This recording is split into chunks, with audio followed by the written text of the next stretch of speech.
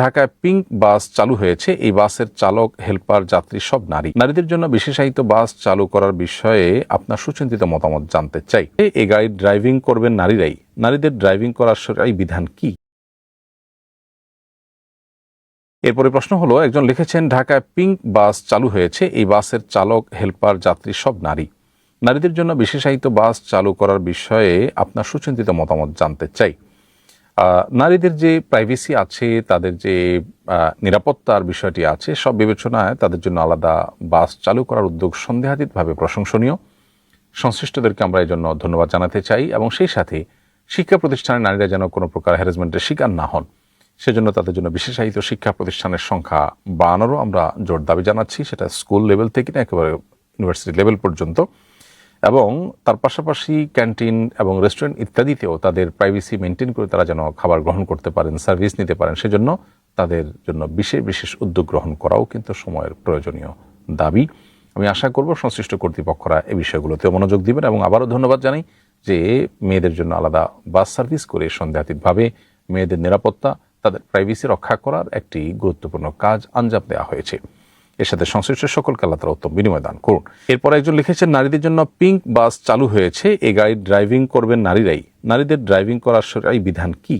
Saudi আরবে প্রথম নারীদেরকে ড্রাইভিংয়ের অনুমতি দেওয়ার পর আমাদের দেশের আলেমদের অনেকে বিষয়টি সমালোচনা করেছেন। এ বিষয়ে আমরা ইসলামের বিধান জানতে আগ্রহী।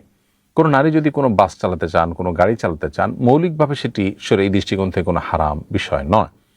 তবে নারী হিসাবে তিনি নিজে যখন চলবেন, বাইসাইকেলে হোক, মোটরসাইকেলে হোক, বাসে হোক, যখন চড়বেন কিংবা ড্রাইভিং সিটে থাকবেন, সর্বাবস্থা তাকে শরিয়ার পর্দার বিষয়টিকে মাথায় রেখে চলতে হবে। বিধায় পর্দা বিষয়টিকে মেনটেন করে তিনি এটি করতে পারেন।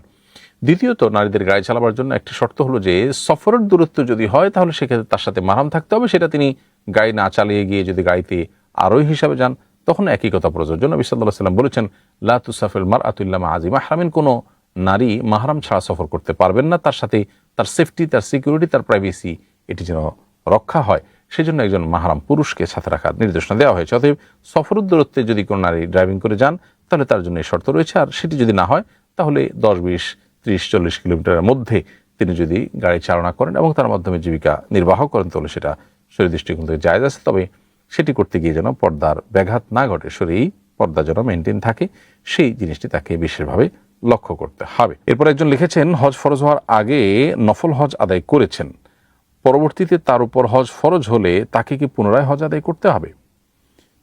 যদি কাউকে আল্লাহ তাআলা সামর্থ্য দেন তিনি মক্কা পর্যন্ত যান, হজের সময় তার উপরে হজ করা ফরজ হয়ে যায়, সেই হজ তিনি যদি করে ফেলেন নফলের নিয়তে করলেও সেটি তার ফরজ আদায় হয়ে যাবে, পরবর্তীতে আর তার হজ না করলেও চলবে। তবে এটি প্রাপ্তবয়স্ক হওয়ার পরের বিষয়।